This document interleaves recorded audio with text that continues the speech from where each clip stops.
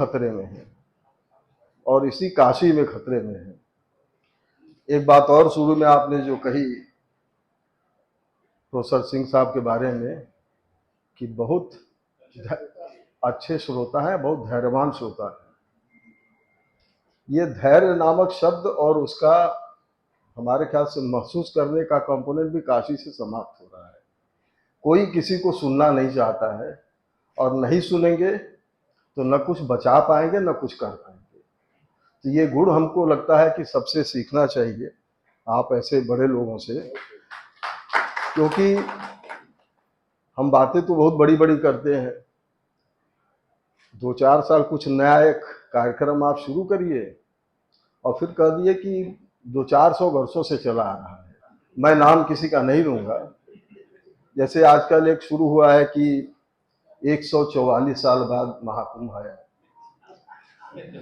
हमसे नहीं, हम देखिए हम इस सब चक्कर में पड़ते नहीं है, लेकिन पता नहीं क्यों लोग हमसे पूछने लगते हैं। फिर हमसे कोई हिंदू का बड़ा सीनियर कॉरेस्पॉन्डेंट था, उसने पूछा कि ये 144 साल वाला मामला क्या है।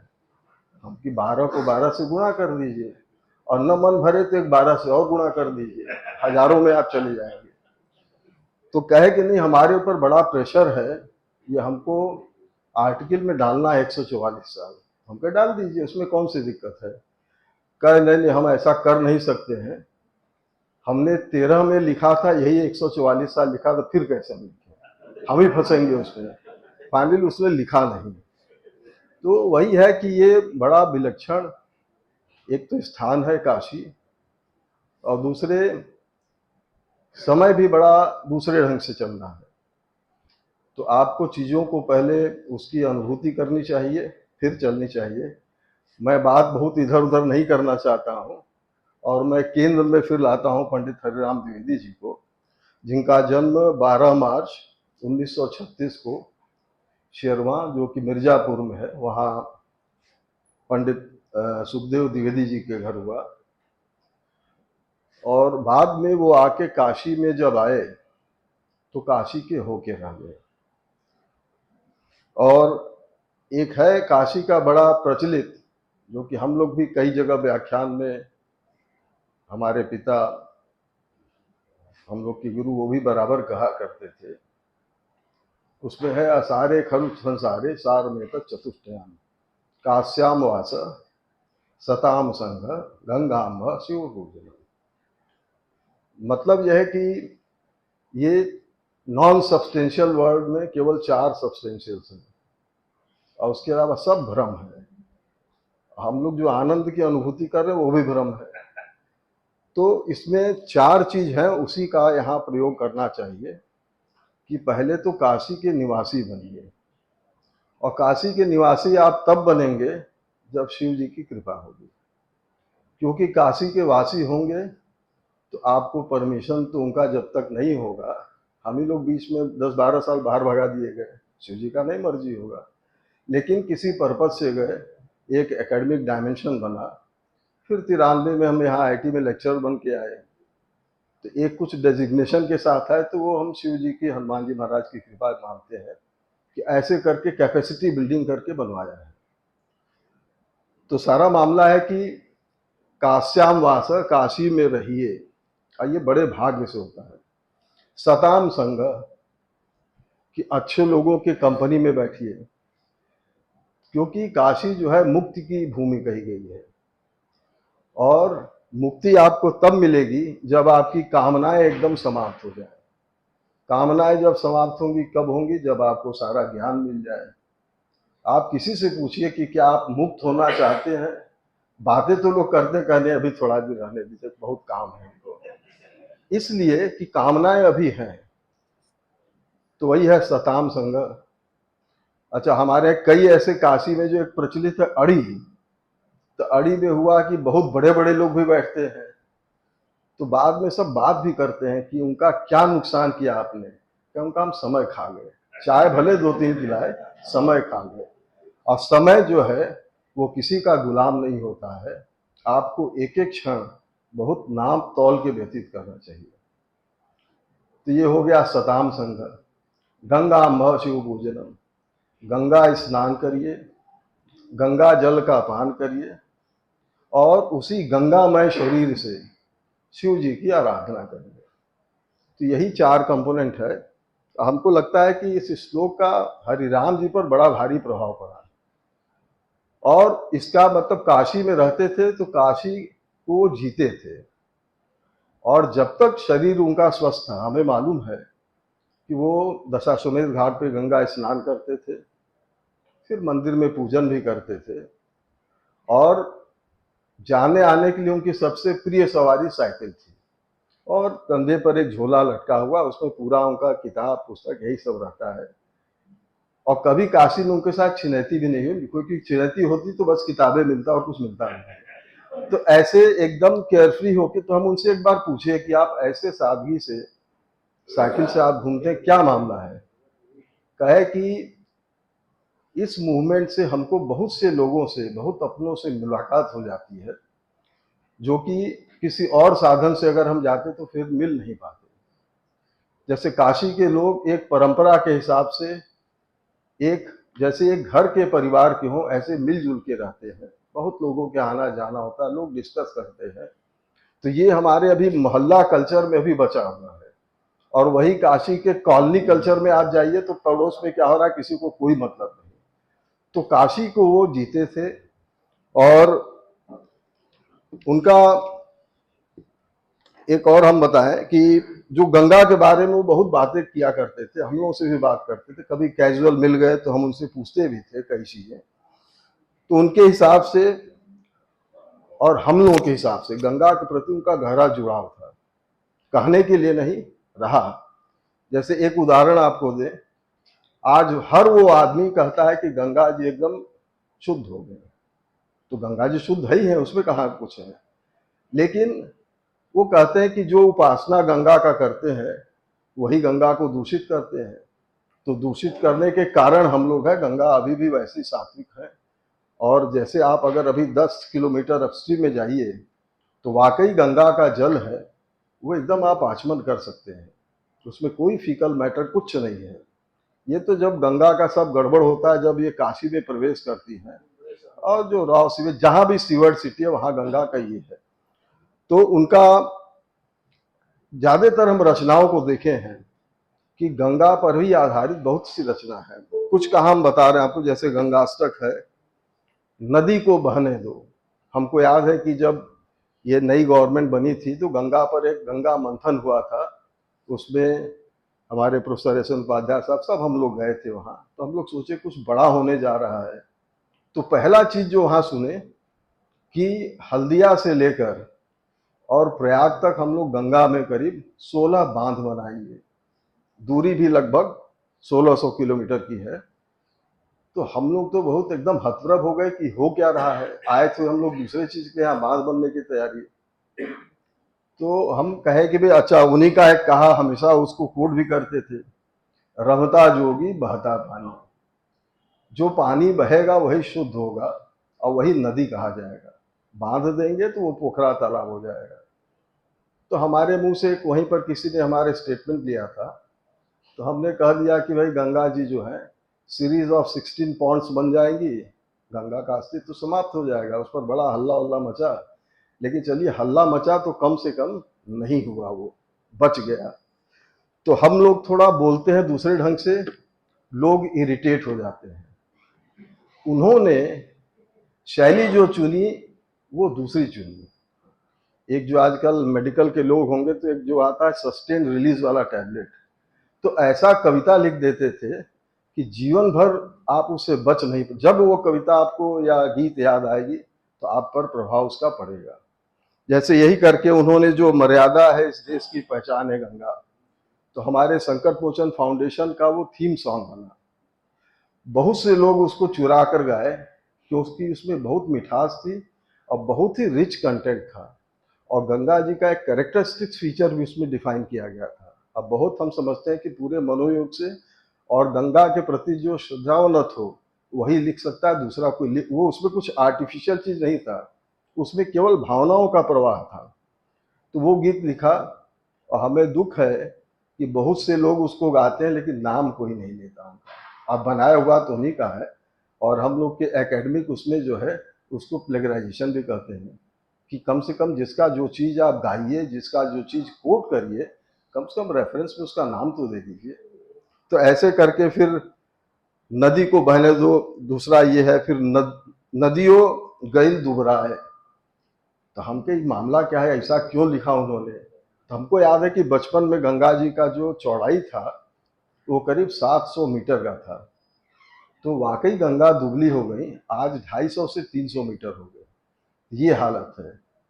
गंगा का डेप्थ, उपाध्याय साहब को याद होगा कि हम लोगों ने 94-95 में इसका मेजरमेंट किया था। तो गंगा के जो डीप चैनल का डेप्थ था वो कभी 12 मीटर हुआ करता था 94-95 में। आज वो डेप्थ है 6 मीटर, तो लगभग आधा हो गया। तो इस तरह का जब फ्लो प्रभावित करेंगे, गंगा पर आप बिना सोचे समझे काम करेंगे, तो ऐसे ऐसे कविता और रचना उन्होंने किया कि ये जब आप गाएंगे तो सारा चीज आपके सामने होगा। तो चलिए, हम लोग उस विधा के मास्टर तो नहीं हैं, लेकिन उनके पास ये कला थी और उन्होंने जो भाषा चुना वो खड़ी बोली और भोजपुरी। अब इसमें कोई सोचे कि ये भाषा क्यों चुना, हम आपको एक एग्जाम्पल दे रहे हैं कि रामचरितमानस के पहले वाल्मीकि रामायण था। वो इतना कठिन संस्कृत था कि सबसे समझ में भी सबको नहीं आता था। तो एकदम साधारण और अपने बोलचाल के भाषा में, लोग कहते हैं अवधि में रचना है वो, हम लोग तो नहीं मानते हैं। गोस्वामी जी ने उसके लिए अपना भाषा डेवलप किया और उस समय के जो प्रचलित शब्द थे उनका खूब धड़ल्ले से प्रयोग किया उसमें, रामचरितमानस में। उससे क्या हुआ कि आप भारतवर्ष क्या दुनिया में कहीं भी अगर हिंदू धर्म के प्रति जिसके मन में आदर होगा, उसके अगर रामचरितमानस के प्रति जरूर होगी। तो आप देखिए उस ग्रंथ का पेनिट्रेशन समाज में कैसे हुआ। उन्होंने भी इसी विधा को, जो भोजपुरी और खड़ी बोली का प्रयोग करके जो किया, तो उसमें इतना सिंपल है कि वो कॉमनर्स को भी भा जाता था। अब जैसे मर्यादा है इस देश की पहचान है गंगा, आप उसको सुनिए तो आप पूरे भाव विभोर होंगे। और गंगा जी के बारे में अगर आप कुछ नहीं भी जानते हैं तो आप अब देखिए उसका क्या प्रभाव होगा। तो इस तरह की विधाएं और अवार्ड तुमको बहुत कुछ मिला है जीवन में, उसका हम डिटेल में उल्लेख क्या करें, ये सब दिया ही हुआ है। जैसे उत्तर प्रदेश हिंदी संस्थान का राहुल संकृतायन पुरस्कार, हिंदी साहित्य सम्मेलन प्रयाग का साहित्य सारस्वत सम्मान, Ashok mission educational society Varanasi द्वारा संबोधि सम्मान एवं अशोक प्रियदर्शी सम्मान, सेतु संस्था वाराणसी द्वारा लोक पुरुष सम्मान। ऐसे बहुत से पुरस्कार हैं जिसका की गिनती नहीं है और ऐसी बहुत सी रचनाएं हैं। कुल मिला के कहने का ये है कि इतना सम्मान होते हुए भी हम तो देख रहे हैं कि जो आदमी वाकई रिकॉग्नाइज किया जाना चाहिए शहर में, ये ऐसे लोग हैं जो कि ट्रेंड सेटर हैं और ट्रेंड चेंज करना जानते हैं। लेकिन दुखद है कि सरकारी उसमें इनको एक पद्म सम्मान भी नहीं मिला। तो हम लोगों को तो यही अब प्रयास करना चाहिए। ठीक है, हरिराम जी हम लोग के बीच नहीं है, कुछ इस ढंग का रिकॉग्निशन होना चाहिए, क्योंकि ये बहुत बड़ा व्यक्तित्व था। ज्यादातर समय उन्होंने आकाशवाणी में उन्होंने नौकरी शुरू किया, वो भी हमारे ख्याल से सन 1966 में। और उसी समय एक कृषि जगत कार्यक्रम का श्री गणेश किया, जो कि इतना प्रचलित हुआ। हम लोग बहुत छोटे थे उस समय और हमें याद है कि हरी भैया राम राम कह के शुरू होता था, तो वही सुनने के लिए कंटेंट क्या उसका हम लोग नहीं जाते। भाई सब बच्चे थे यार, समझ बात, लेकिन वो इतने प्रेम से जुड़ाव था उनका, और किसानों से कैसे कनेक्ट कर दे, विद्वानों से, और उसमें एक्सपर्ट लाते थे बीएचयू से प्रोफेसर लोगों को, ऐसे एक्सपर्ट को बैठाते थे। वो परिचर्चा भी इतनी रिच होती थी। हम तो देख रहे हैं उस ढंग का कोई कार्यक्रम भी रेडियो वगैरह में होता नहीं है। तो वो जानते थे कि कैसे कनेक्ट किया जा सके। हम लोगों को पहले पता नहीं था, फिर बाद में बहुत दिन बाद हम लोग को पता लगा, जब ये आपका संगीत समारोह में पहले दूसरे लोग उद्घोषक हुआ करते थे। उसमें एक महेश्वर झा जी थे, एक हमारे कर्मकांडी जी पुरुषोत्तम, पंडित पुरुषोत्तम पांडे जी थे। बाद में जब दोनों लोग चले गए तो पिताजी ने इनसे निवेदन किया कि अब तो आप खाली हो गए हैं रेडियो स्टेशन के नौकरी से, अब तो कम से कम इसको संभालिए। अरे कर दे हम, ऐसी सादगी से। और उसके बाद एक अलग हरिराम जी का वहां से अलग पहचान बन गया क्या माधुर्य उनके बोलने में था, कैसे लोगों को कनेक्ट करते थे, लोगों को, श्रोताओं को कैसे बांधते थे। और बीच में जब भी समय मिलता था श्रोताओं के बीच भ्रमण करते थे, उनसे बातचीत करते थे। तो ये वो एक अलग उनका अप्रोच रहा है। और उस कार्यक्रम में हरिराम जी को एक अलग ऊंचाई दी, एक अलग पहचान दी। हम तो देख रहे हैं कि हम नाम नहीं लेंगे, अच्छा हमको ऐसा बोलना भी नहीं चाहिए, लेकिन मैं भी आदत से लाचार हूँ। जैसे कई हम देखे हैं पद्म अवार्ड देने के बाद जो अच्छे काम करने वाले थे वो शिथिल हो गए। अब उनको खुद ही जैसे रिवार्ड लेके भी उनके लिए भारी हो गया है कि करें क्या अब हम। अच्छा यही है कि इनकॉम्पिटेंट लोगों को आप बड़ा पद दीजिए तो पोल खुल जाती है। इससे बढ़िया भैया जो मिला उसी पर अपना काम चला लो, इज्जत बची रहेगी। तो वही रिकॉग्निशन हम तो कहेंगे इस सभा के माध्यम से भी कि ये लोग काशी के लिए डिजर्व करते हैं। इन लोगों को भी इस तरह का रिकॉग्निशन मिलना चाहिए। बहुत से लोगों को गत होने के बाद भी दिया गया है। ये ऐसा छोटे वो नहीं रहे हैं, इन्होंने बहुत विधा सेट किया। बहुत से जो लोकगीत के गायक हैं उनको उन्होंने बहुत तैयार किया, उनको कंटेंट दिया, नए नए गीत का सृजन किया, बच्चों तक के लिए कंटेंट दिया, महिलाओं के लिए कंटेंट दिया। तो हम समझते हैं कि अगर इनको काम को देखा जाए तो वो अनपैरेलल है। और ये चीज एक जो है नमामि गंगे तवपाद पंकजम सुरासुरैर्वन्दित दिव्य रूपम भुक्तिम च मुक्तिम च ददासि नित्यम भावानुसारेण सदा करा। तो वो तो कहते थे कि हमको सब गंगा माई दे देती है। अच्छा हमारे यहाँ मुक्ति और भुक्ति, अगर इस दुनिया में हम कोई प्लेजर इस तरह का एंजॉय कर रहे हैं, किसी सभा में बोल रहे हैं, हमको एप्रिसिएशन मिल रहा है, हमको आनंद मिल रहा है सोसाइटी में भ्रमण का, तो उसकी गिवर भगवती गंगा है। तो वो इस तरह का, और गंगा जी ने उनको सब दिया। और हमको लगता है यही कारण था उनका गंगा जी से जुड़ाव हुआ। और हम लोग तो गंगा को, जैसे लोग कहते हैं कि गंगा राष्ट्रीय नदी, तो बहुत उस पर खुशी मनाई गई। तो हमें दुख हुआ, गंगा राष्ट्रीय नदी नहीं है, गंगा भगवती है।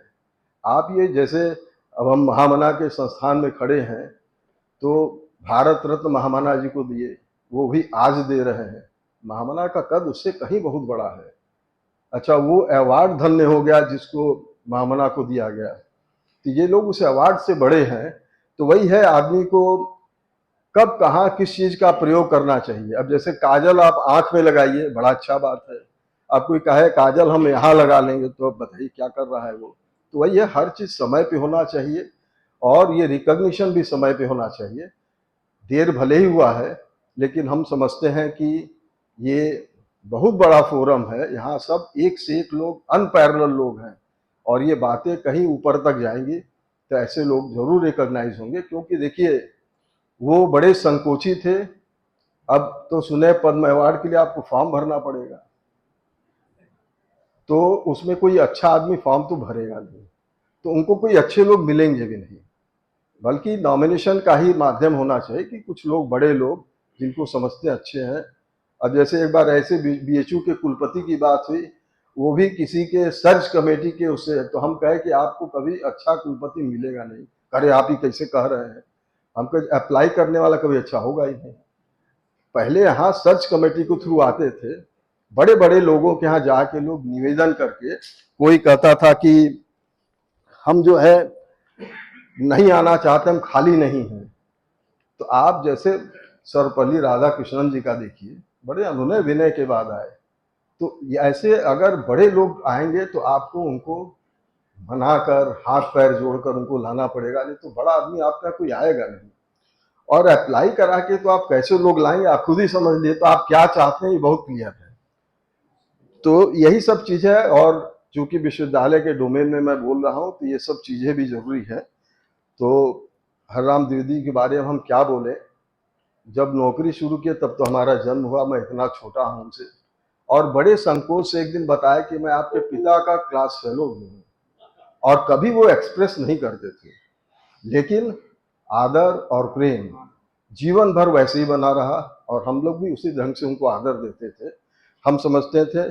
और इस तरह के लोग, ऐसे प्रतिभावान लोग जो बड़े सादगी से पूरा जीवन जिए, तो उसको आप फॉर ग्रांटेड नहीं लीजिए, उनके प्रति श्रद्धा रखिए।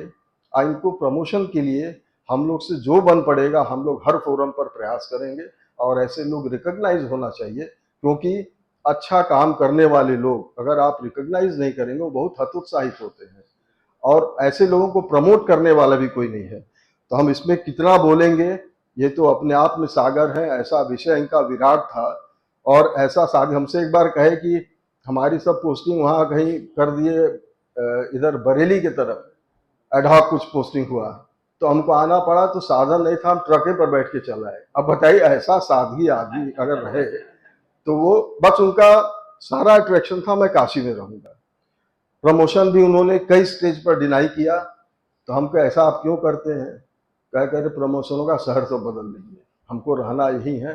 तो इतना तक उन्होंने जीवन के लिए कॉम्प्रोमाइज किया। तो हम समझते हैं कि ऐसे विद्वत और गुणी जन जो काशी में जीने के लिए बहुत से त्याग तक उन्होंने कर दिया और आजीवन सादगी के साथ जीवन जीते रहे। और हम लोग तो कम से कम संगीत समारोह मनाते थे कि हरिराम जी के साथ कम से कम 5-6 दिन लगातार रहेंगे। तो बहुत सी चीज़ें उसमें हम लोगों को भी मिलता था उनके कंपनी में आने से। तो हम समझते हैं कि आपको भी अगर काशी में रहते हैं तो गुरुजनों का साथ करिए, विद्वानों का साथ करिए, आप मूर्खों से थोड़ा परहेज करिए, आपका समय केवल नष्ट करेंगे। बल्कि कुछ न हो काम तो आप मेडिटेट करिए और अपना पढ़िए। अब तो सब इतना मोबाइल का जमाना आ गया है, और आदमी कुछ जो अपना पढ़ता है, बाकी सारा टाइम आपका मोबाइल खाता है। जिसका जीवन नष्ट करना उसको एक मोबाइल पकड़ा दीजिए और पूरा पैकेज के साथ पकड़ा दिए, जीवन में कुछ करने लायक नहीं बचेगा। अब एक क्रूक आ गया है। तो हम समझते हैं कि काशी काशी को आप ये समझ लीजिए कि जैसे लोग कहते हैं कि प्रयाग जो है तीर्थराज है, तो आपका काशी क्या है फिर?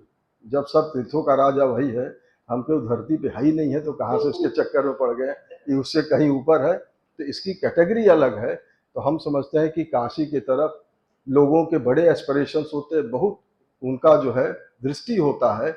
आपकी एक छोटी सोच, आपकी एक छोटी हरकत, वो पता नहीं कहाँ तक प्रोपगेट होता है। तो आपको काशी में रह के ऐसे विद्या, क्योंकि कहा गया है, जो गोस्वामी जी ने भी कहा है कि मुक्त जन्म महि जान, ज्ञान खान अगहान कर। मतलब ये ज्ञान का खान है, तो ज्ञान के खान में आप भी गोता लगाइए और महाज्ञानी आप बनिए। और अगहान कर, जितने आपके पाप हैं, जितने आपके नेगेटिविटीज हैं, अगर इस काशी के बॉर्डर में आप प्रवेश किए, आपका सब नष्ट हो जाएगा। इसके मतलब ये भी नहीं है कि फिर आप काशी में रह के पाप शुरू कर दीजिए, क्योंकि उसके बाद जो आप पाप करेंगे उसका कंपनसेशन कहीं नहीं होता है। तो आपको एक बार भगवान जरूर यहाँ सात्विक बना देंगे, आप उसी ढंग से आप यहाँ जीवन जिए और काशी को जिए। तो हम समझते हैं कि हरिराम जी के प्रति हम यही श्रद्धा अपना व्यक्त करते हैं, और इस फोरम के माध्यम से फिर हम वही प्रार्थना करेंगे आप सबसे कि आप जहाँ जो प्रयास हो सके इनके लिए करिए कि देश का एक बड़ा रिकॉग्निशन इनको मिले, पद्म अवार्ड के टर्म में या जो भी इस तरह का रिवार्ड हो, कि ताकि लोग जाने कि एक सादगी से जीवन जीने वाला भी व्यक्ति इतने ऊंचाइयों पर पहुंच सकता है। धन्यवाद।